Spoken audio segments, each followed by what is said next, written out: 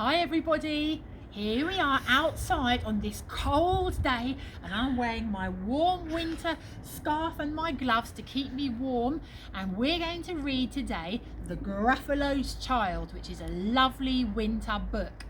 So here we go. The Gruffalo said that no Gruffalo should ever step foot in the deep dark wood. Why not? Why not? Because if you do, the big bad mouse will be after you. I met him once, the Gruffalo said. I met him a long time ago. What does he look like? Tell us, Dad. Is he terribly big and terribly bad? Let's find out. I can't quite remember, the Gruffalo said. Then he thought for a minute and scratched his head.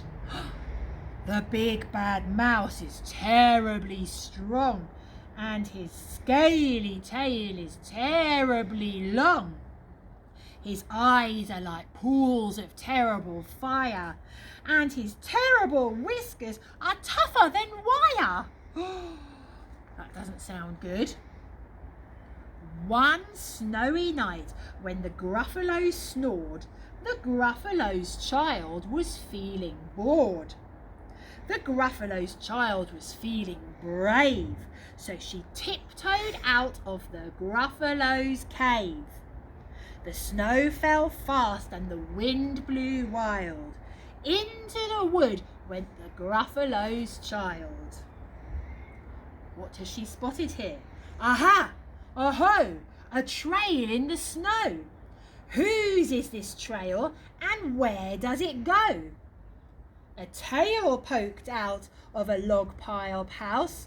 Could this be the trail of the tail of the big bad mouse? What do you think? Whose tail could it be? Oh, I've got a guess. Let's have a look. What do you think? Out slid the creature. His eyes were small and he didn't have whiskers. No, none at all. You're not the mouse. Not I, said the snake. He's down by the lake eating Gruffalo cake. The snow fell fast and the wind blew wild. I'm not scared, said the Gruffalo's child. She's very brave, this one, isn't she? Aha! Oh-ho! Marks in the snow. Whose are these claw marks and where do they go? Two eyes gleamed out of a treetop house. Could these be the eyes of the Gruffalo, of the big bad mouse? What do you think? Whose eyes could it be? The big bad mouse? Or could it be... What do you think? Let's find out. Down flew the creature. His tail was short and he didn't have whiskers of any sort. You're not the mouse. To-wit, to-woo, not I. But he's somewhere nearby, eating Gruffalo pie. The snow fell fast and the wind blew wild. I'm not scared, said the Gruffalo's child. Goodness, would you be scared? I don't know if I would be scared. Aha! Oh-ho! A track in the snow. Whose is this track and where does it go? Whiskers at last. And an underground house. Could this be the home of the big bad mouse? Or could it be the home of... What do you think? Let's find out. Out slunk the creature. His eyes weren't fiery. His tail wasn't scaly. His whiskers weren't wiry. You're not the mouse. Oh no, not me. He's under a tree, drinking Gruffalo tea.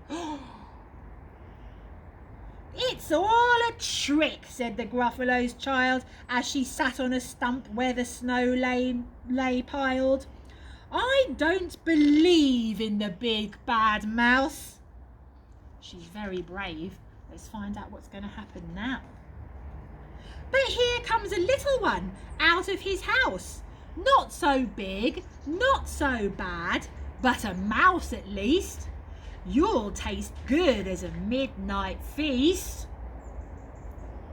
Oh dear, let's find out if the mouse is going to get eaten. "Wait," said the mouse, "before you eat, there's a friend of mine you ought to meet. If you let me hop on a hazel twig, I'll beckon my friend so bold and big." The Gruffalo's child unclenched her fist. The big bad mouse, so he does exist. The big bad mouse hopped onto the hazel tree. He beckoned, then said, "Just wait and see." Let's see what's going to happen. Out came the moon. It was bright and round. A terrible shadow fell onto the ground. Can you see the shadow? Whose shadow is it, do you think? Who is this creature so big, bad and strong? His tail and his whiskers are terribly long. His ears are enormous, and over his shoulder he carries a nut as big as a boulder. "The big bad mouse!" yelled the Gruffalo's child. The mouse jumped down from the twig and smiled. "Aha! Oh-ho! Prints in the snow. Whose are these footprints and where do they go?" I think these, let's find out whose footprints they are and where they go. It could be the Gruffalo's child running away. That's what I think. The footprints led to the Gruffalo's cave, where the Gruffalo's child was a little less brave. The Gruffalo's child was a little less bored. And the Gruffalo snored and snored.